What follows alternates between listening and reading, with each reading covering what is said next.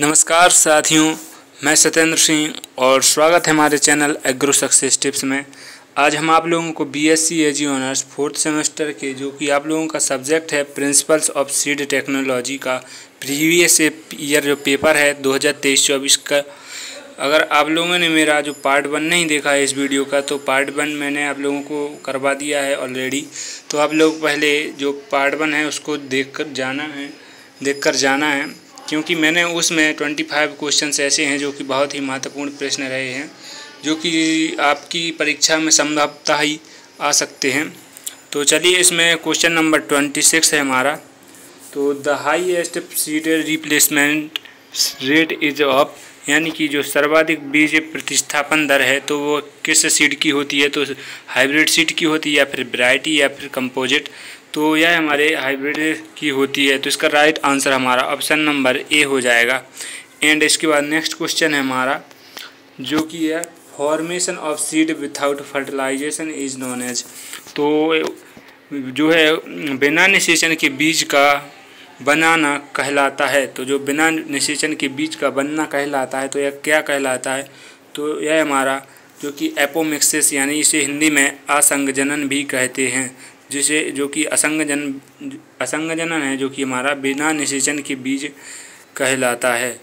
इसका right answer option number हमारा सी हो जाएगा। एंड इसके बाद नेक्स्ट क्वेश्चन है हमारा, हाइपोजियल अंकुरण होता है। तो हाइपोजियल अंकुरण जो कि हमारा मटर में होता है, इसको हम लोग हिंदी में अद्योभूमिक अंकुरण भी कहते हैं, यानी कि जो हमारा जो अंकुरण हमारा भूमि के अंदर ही होता है तो वह हमारा हाइपोजियल अंकुरण कहलाता है। तो इसका राइट आंसर हमारा ऑप्शन नंबर ए हो जाएगा। एंड इसके बाद नेक्स्ट क्वेश्चन है हमारा, जो कि है मक्के के बीज को उसके भुट्टे से निकालने के लिए प्रयुक्त उपकरण है। तो वह कौन सा उपकरण है जो कि मक्के के बीज को भुट्टे से निकालने के लिए प्रयुक्त किया जाता है? तो वह हमारा सेलर है, जो कि मक्के के बीज को उसके भुट्टे से अलग करने के लिए इसका उपयोग किया जाता है। एंड इसके बाद नेक्स्ट क्वेश्चन है हमारा, बीज भार के आधार पर पृथक्करण किसकी सहायता से किया जाता है? तो यह हमारा जो कि राइट आंसर हमारा हो जाएगा ग्रेविटी सेपरेटर। इसका राइट आंसर हो जाएगा option number B right answer. And इसके बाद नेक्स्ट क्वेश्चन है हमारा, जो कि बीज के आकार के आधार पर पृथक्करण किसकी सहायता से किया जाता है? तो इसका right answer option number C हो जाएगा, यानी कि सर्पिल विभाजक है। क्वेश्चंस को ज़रा गौर से पढ़िए, क्योंकि आप लोग इसमें देख सकते हो कि आप इसमें जो कि बीज भार पूछा गया है एंड इसमें बीज के आकार के और सेम ही क्वेश्चन हैं, देख सकते हो आप लोग पढ़कर आप लोग देख सकते हो कि सेम क्वेश्चन है, लेकिन इसमें यहाँ पर बीज भार पूछ लिया है और यहाँ पर बीज के आकार के आधार पर।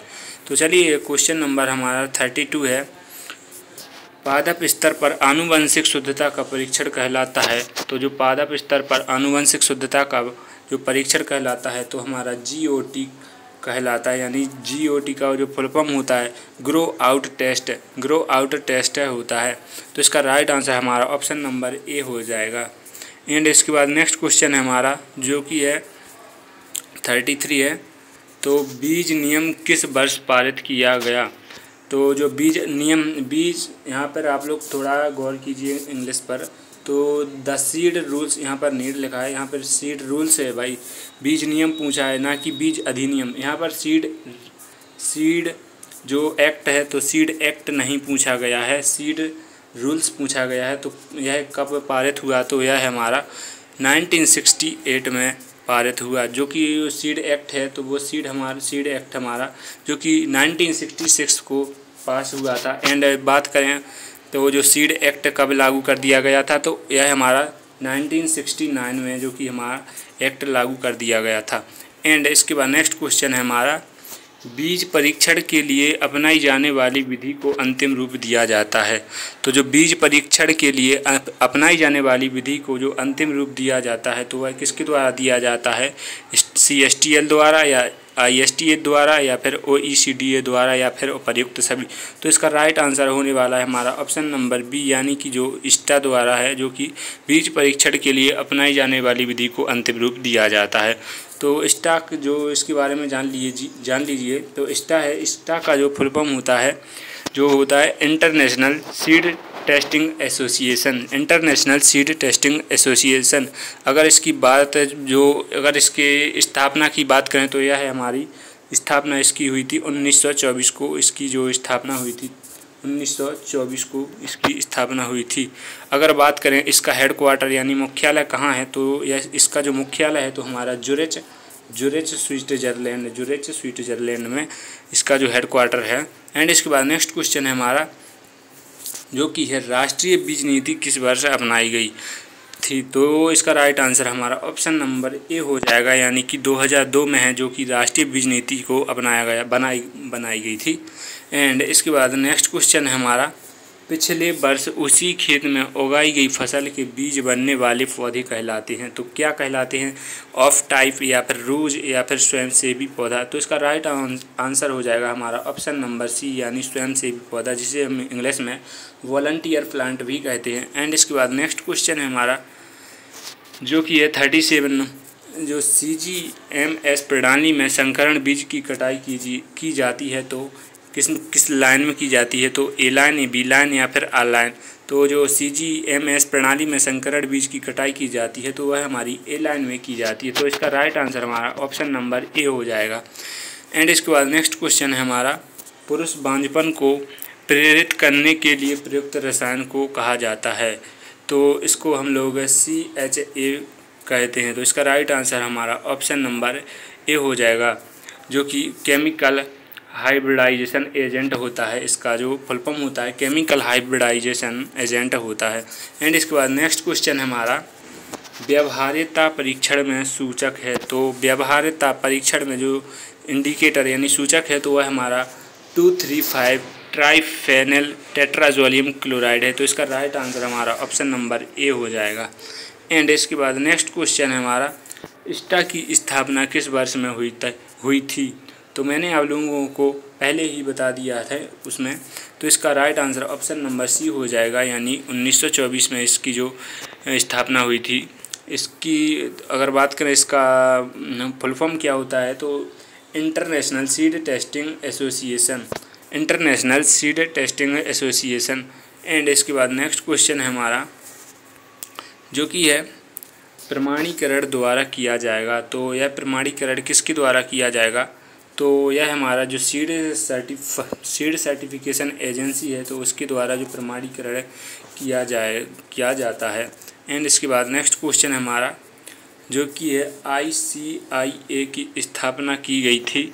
तो इसका राइट आंसर नहीं मिला है मुझे। अगर आप लोगों को मिल जाएगा तो कमेंट में ज़रूर लिख लेना। ओके भाई, तो मिलते हैं, सॉरी। तो इसके बाद नेक्स्ट क्वेश्चन हमारा जो कि प्रमाणित बीज की आनुवंशिक शुद्धता होती है। तो जो हमारा सर्टिफाइड सीड होता है तो उसकी जेनेटिक प्योरिटी कितनी होती है? तो उसकी जेनेटिक प्योरिटी हमारी 99% होती है। तो इसका right answer option number C हो जाएगा। एंड इसके बाद नेक्स्ट क्वेश्चन है हमारा प्रजनक बीज की आनुवंशिक शुद्धता होती है। तो जो हमारे ब्रीडर सीड होते हैं तो उनकी जेनेटिक प्योरिटी हमारी 100% होती है। तो प्रजनक बीज यानी इसको हम लोग ब्रीडर सीड भी कहते हैं। अगर बात करें इस पर कौन सा जो टैग होता है तो इस पर कौन से कलर का टैग लगा होता है? तो इस पर गोल्डन येलो टैग लगा होता है। गोल्डन येलो टैग यानी सुनहरा पीला टैग। अगर बात करें सर्टिफाइड सीड पर तो कौन सा टैग लगा होता है? तो उस पर हमारा जो होता है ब्लू टैग लगा होता है, यानी नीला टैग लगा होता है, नीले कलर का टैग लगा होता है। अगर बात करें फाउंडेशन सीड पर तो फाउंडेशन सीड पर वाइट कलर का टैग लगा होता है।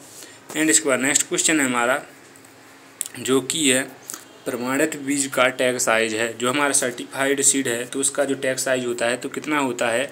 तो इसका right answer option number C हो जाएगा, यानी कि 15 गुणे 7.5 सेंटीमीटर होता है। तो इसका जो हमारा टैग साइज है तो उसका 15 गुणे 7.5 सेंटीमीटर होता है।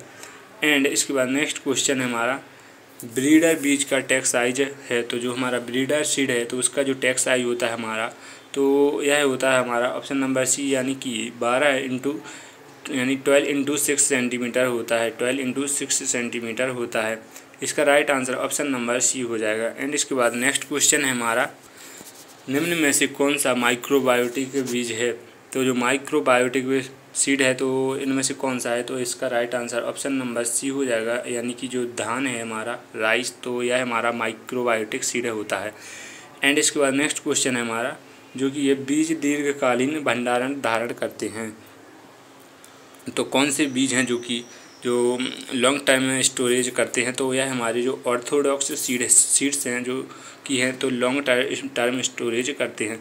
एंड इसके बाद नेक्स्ट क्वेश्चन है हमारा, जो कि है कृत्रिम वायु शुष्करण के लिए तापमान सीमा है। तो इसका राइट आंसर हमारा ऑप्शन नंबर सी हो जाएगा, यानी 95 डिग्री फ़ारेनहाइट। अगर इसको हम लोग सेल्सियस में कन्वर्ट करें तो यह करीबन 36 डिग्री सेल्सियस होगा।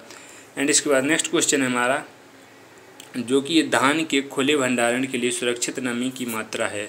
तो जो धान के खुले भंडारण के लिए सुरक्षित नमी की कितनी आवश्यकता होती है, तो यह हमारी 14% की आवश्यकता होती है। तो ख़त्म, यहाँ पर हमारे क्वेश्चंस ख़त्म हुए। तो मिलते हैं अगली नेक्स्ट वीडियो में। अगर हाँ आप लोगों को ये वीडियो अच्छा लगा हो तो कृपया मेरी वीडियो को लाइक और चैनल को सब्सक्राइब करना ना भूलें। तो मिलते हैं अगली नेक्स्ट वीडियो में, तब तक के लिए जय हिंद जय भारत।